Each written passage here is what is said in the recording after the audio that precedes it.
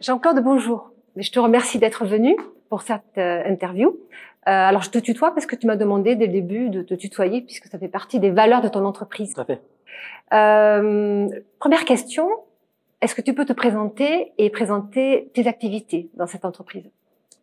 Alors moi, j'ai une formation d'ingénieur physicien et j'ai fait l'essentiel de ma carrière dans la commercialisation de lasers et d'équipements dans le domaine du laser, à l'export, à l'import. Et ça m'a amené, il y a 5 ans, à racheter un de mes petits concurrents français, dont le fondateur prenait sa retraite. Et donc, lorsque j'ai repris l'entreprise, elle était dans un mode de management un petit peu sclérosé, avec des gens qui étaient là, qui étaient en place depuis 15, 20 ans, des habitudes dont ils avaient du mal à sortir. Donc, je suis arrivé avec beaucoup d'idées nouvelles pour faire croître l'entreprise, avec des projets d'investissement, et j'ai eu de grandes difficultés à faire passer les messages que je voulais passer à l'entreprise. Alors, sur 2 axes principalement, l'investissement avec clairement la perception que l'équipe avait le sentiment que je jetais l'argent par les fenêtres.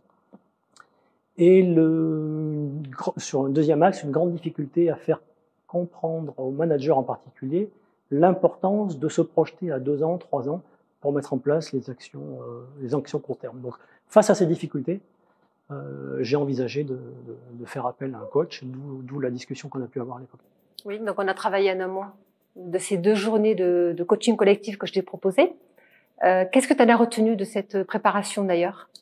Alors, coaching collectif, oui, mais dans la préparation, c'est avéré que j'ai trouvé un grand intérêt en termes de coaching individuel, puisqu'on a beaucoup travaillé tous les deux pour préparer ces deux journées de travail.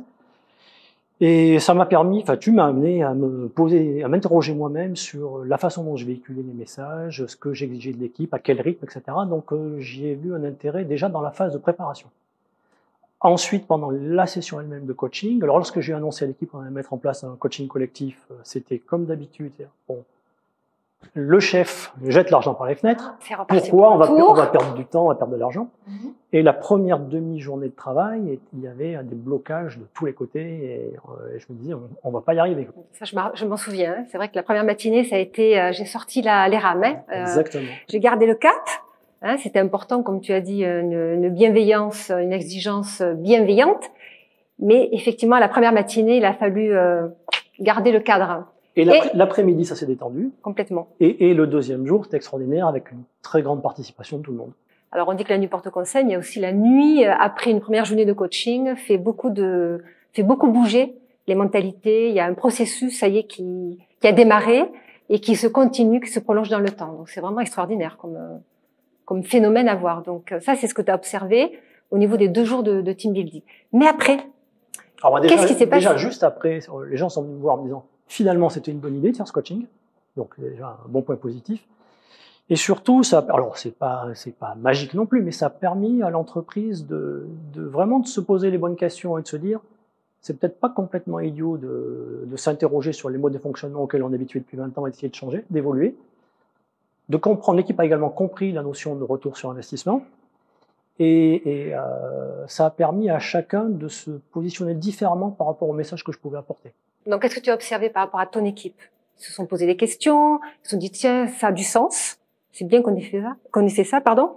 Donc, opérationnellement, qu'est-ce qu'ils ont mis en œuvre? Très clairement, aujourd'hui, il y a à l'initiative même de l'équipe, il y a des procédures qui ont été revues, améliorées pour gagner en efficacité et une bonne proportion de l'équipe est devenue force de proposition. Donc, je ne suis plus le seul à porter sur mes épaules les initiatives, à essayer de trouver des solutions, d'identifier les problèmes, de trouver des solutions, mais chacun y contribue avec des idées très constructives, et donc c'est génial, quoi. Et toi, en tant que dirigeant, en quoi tu as évolué? Moi, le gros changement, c'est que par rapport à où on était il y a 2 ans et demi, l'entreprise a beaucoup grossi, et que aujourd'hui, et en particulier depuis 6 mois, je travaille beaucoup moins que je travaillais avant, et j'ai une entreprise qui tourne sans moi, et ce qui m'amène probablement à prendre une semi-retraite dès cet été, et puisque bon là, voilà, l'entreprise les rênes sont tenues, et j'ai plus qu'un rôle de surveillance ponctuel à amener. Je suis ravie pour toi, c'est magnifique. On fêtera ça quand tu prendras ta retraite complète. Plaisir. Merci beaucoup Jean-Claude. Merci Lydie.